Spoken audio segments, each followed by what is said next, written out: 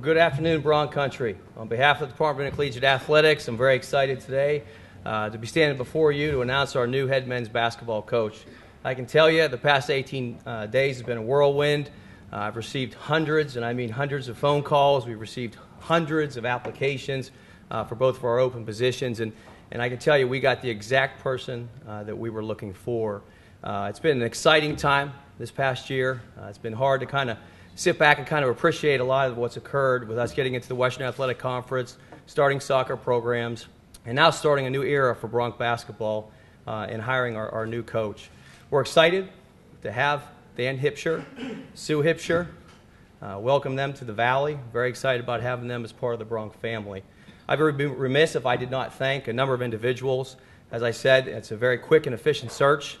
We've worked awful hard in the last 18 days. I feel like I've worked about 18 hours a day, and it'd be good to go home tonight and kiss my daughters because I don't think I've seen them in the last 3 weeks. The search committee, the advisory board, I can't thank you enough for the help that you've done. We have 2 community members, Jim Board, who's a member of the 63-89 National Championship team, a Bronx Athletic Fund board member, as well as a member of the Hall of Fame committee, served and advised and helped us out in the process. Tony De La Pena, same thing, a member of the 1963-89 National Championship team, was a member of that advisory board. It's very, it helps out a lot when you can have those members who have played here, were part of the Bronx history, part of Bronx ball, and their advisement through the process was immeasurable. A number of my staff members, I can't thank them enough, that served on that advisory board, Farrah Monti, Andrew Herring, as well as Ophelia Lopez, who serves as our senior women's administrator. They did a heck of a lot of work in the last 3 weeks, and I'm sure that they're looking forward to next Tuesday when we get these press conferences done, because I haven't been the easiest guy to probably work with in the past 3 weeks. A number of other members of our staff who were very instrumental in getting this search done in such a quick manner. Raul Bentoncourt, Chris De Leon, Jonah Goldberg, and Chelsea Blakely. I can't thank the 4 of you enough. We spent a lot of time together, and you did a phenomenal job. The group that probably I need to thank the most is our Human Resources Department. Daniel Gutierrez, Jeanette Garcia, and Robert Elizondo. I can tell you, as many emails as I've got, they got the same ones. As many applications that were sent to me, they received the same amount. And they've got a box this big down there in HR. So did a phenomenal job. I can't thank you enough. I couldn't have done it without you. So thank you. I appreciate that.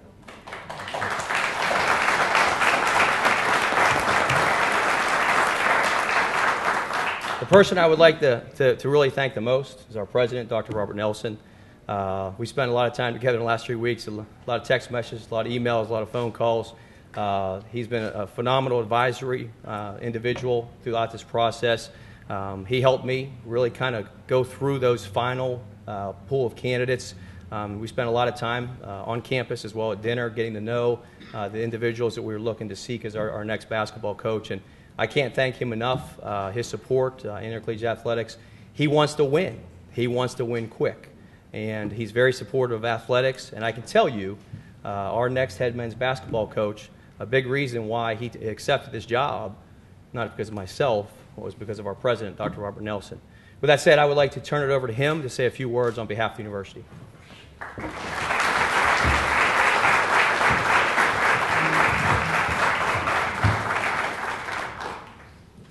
Chris, you missed one thing. You need to apologize to her, your wife, for the last 18 days and what she's had to go through and taking care of the kids, and then go home and apologize to the kids tonight and tell them you love them, okay? It is exciting. Anytime you change coaches, that's hard. It comes as a shock, and you have to think long and hard about it. But you have to think about the future, and you have to think about the Bronx, and you have to think about what we want to accomplish. We wanted a coach with integrity. We don't want to have a program that we're ashamed of.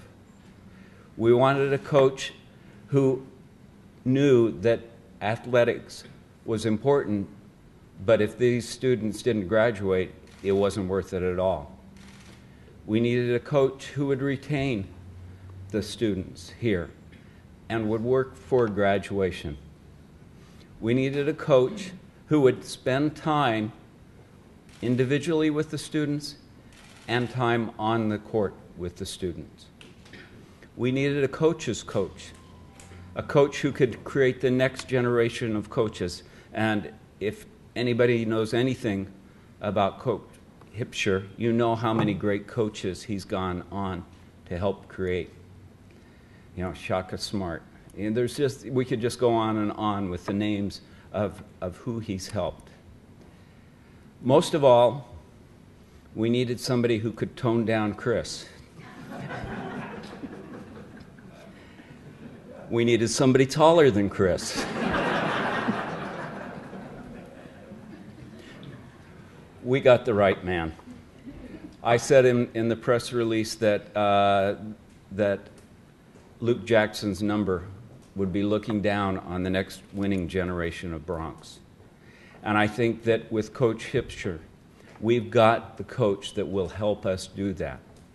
We've got someone who's really going to help get us ready and move us forward. His wife, Sue, phenomenal. She'll keep you guys in line. I can tell you that. His family, a history of coaching. Her family. She comes from a family of coaches. Their son went on to coach. He's at University of South Florida right now. So we know where we're going next. Student government, thank you for being here. Let's get the students out to the games.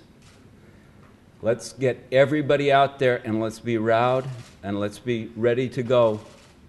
And when we finish this today, when I do the Go Bronx, let's be loud. And if you just saw the posting in Facebook the other day, they said, I'm worried about him. He's an old man, and he looks like he's going to have a stroke someday because he shouts it out so loud. So after we hear from the coach, I want to hear loud, Go Bronx.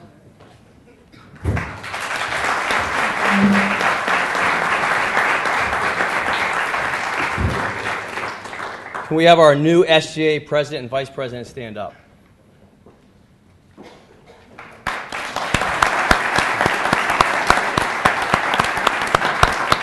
Stand up.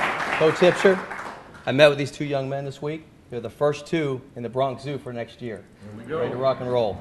Yeah. So, thanks, guys. Thanks. The goal of the president and I, as we started the search, we wanted to find the right leader, the man who could teach young men, not just the student athletes, but also the assistant coaches. We want to hang WAC championship banners. We want to bring back Bronx ball. A lot of successful basketball players have come out of here in the 60s, 70s, 80s, and 90s, and 2000s. We got a number of former players who are high school coaches, Lala Rios, who's in the back specifically, that are very prideful of Bronx basketball. And we really want to have the right person to lead this program. We conducted a national search. And I can tell you, we covered every rock we could find to find the best possible leader. And I can tell you, we talked to, a ton of potential candidates. The pool was unbelievably deep, and one person rose to the top. And we went out and we got him. He has a proven track record of building programs. He's been a head coach at 3 different universities. He's coached for 35 years in college basketball.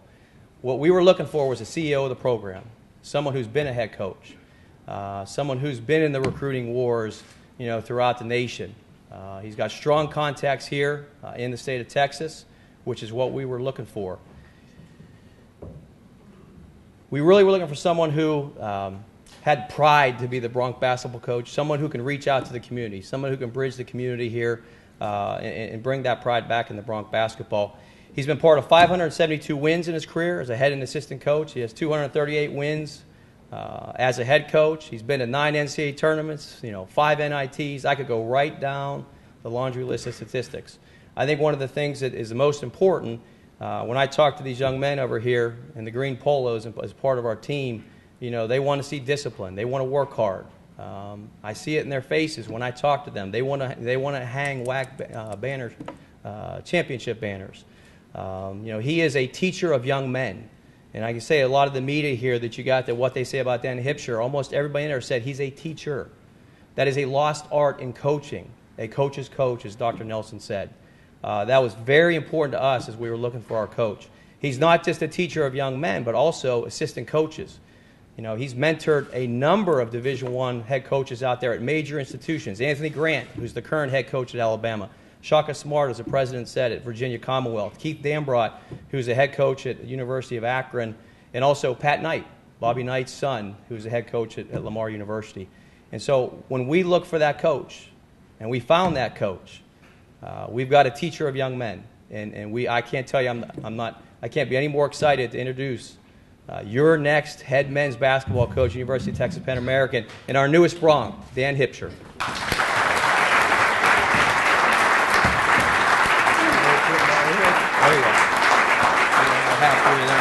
There you go. We're gonna put a jersey in.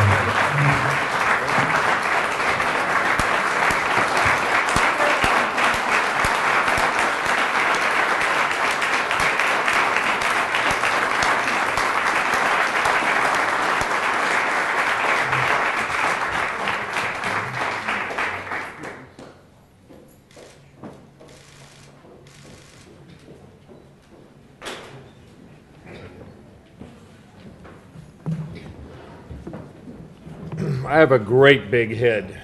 I know you players will be talking about it next year anyways, behind my back. So I don't know if I'm going to put that hat on. I want to thank Chris. I want to thank Dr. Nelson and all the support staff here. It's been an extremely welcoming experience to come into town. You treated me wonderfully, showed me great vision and insight. And I'm honored that you're granting me this opportunity to coach this team and run this program. Before I do it, Chris already announced the head coach, but I'm going to announce the head coach here right now, my wife, Sue. Stand up, Sue, and turn around here. This is Mama Hip, all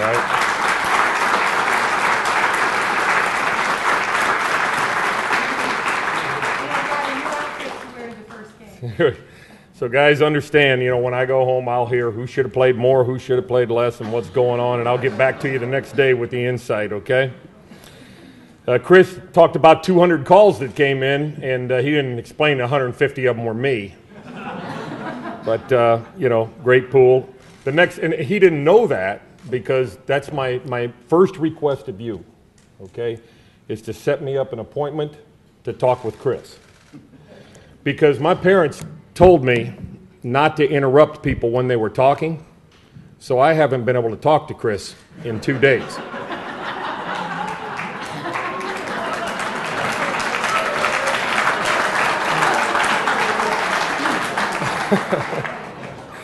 But I'm going to get my time.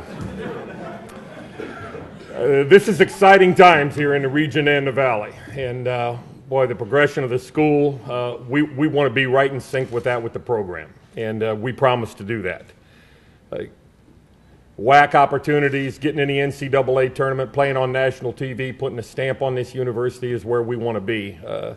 Chris many times talks about the front porch of the university being the athletic department because of the visibility, and we'd like to be the top step of that. Okay, that's where we want to be, guys. Okay. I think you'll like our program. I already like these kids. I met with them yesterday, and since they like me, I like them.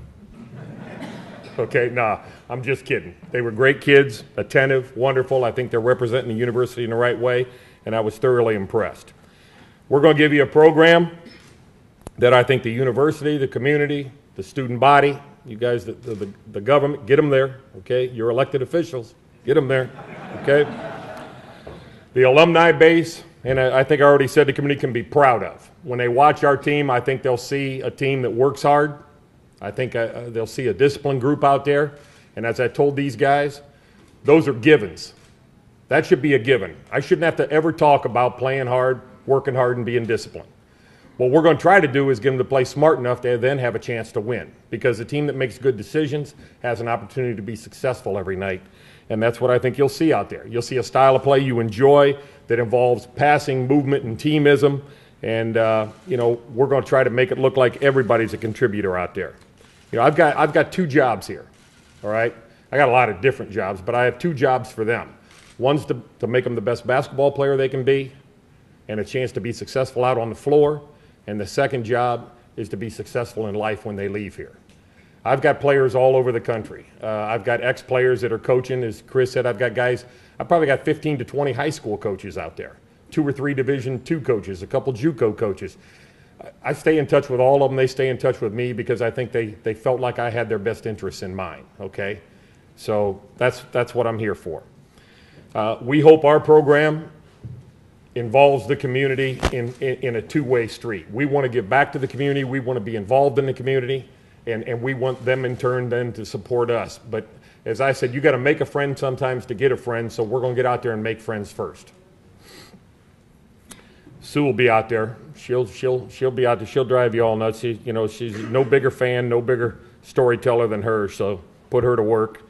Get her out of my hair. Well, I had hair. But everybody, again, I couldn't be happier. I'll be available. I hope you get hold of me. I'll try to get out to you. Get your friends on board. Tickets are available in the back room. We're selling tickets back there right now. We haven't lost a game yet. We're very successful. He said he wanted to win, and we haven't lost yet. So we're excited about it. Again, thank you. I always tell a story when I'm in this crowd, so I'm going to give you my horse racing story. Eddie Arcaro was one of the great jockeys of all time. And one year in the Kentucky Derby, he was riding a horse, and he came around the last turn, and he finished third. So he went back to the paddock, and his trainer and his owner were sitting back at the paddock. And they looked at him and said, Eddie, when you came around the quarter pole, there was a big, wide opening. You could have gone right through that and won the race. And Eddie looked back and said, yeah, I could have, but the hole was going faster than my horse.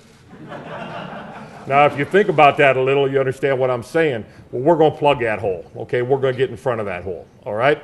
Thank you, and I'll leave it to you.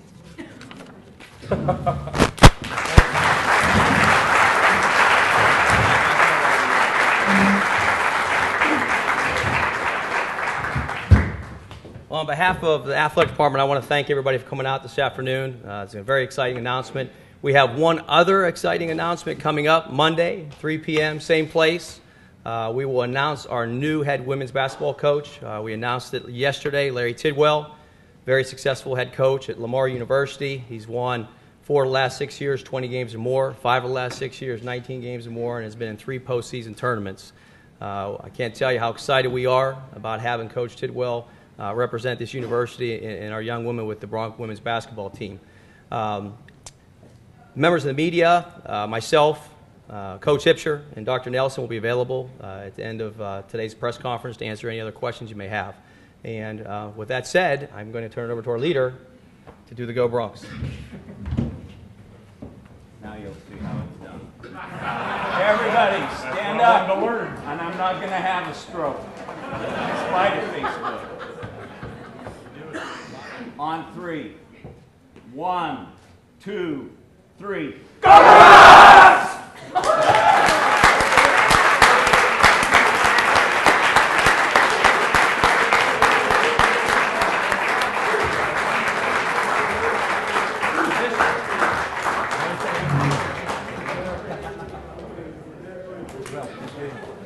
Hi, Coach. How you doing?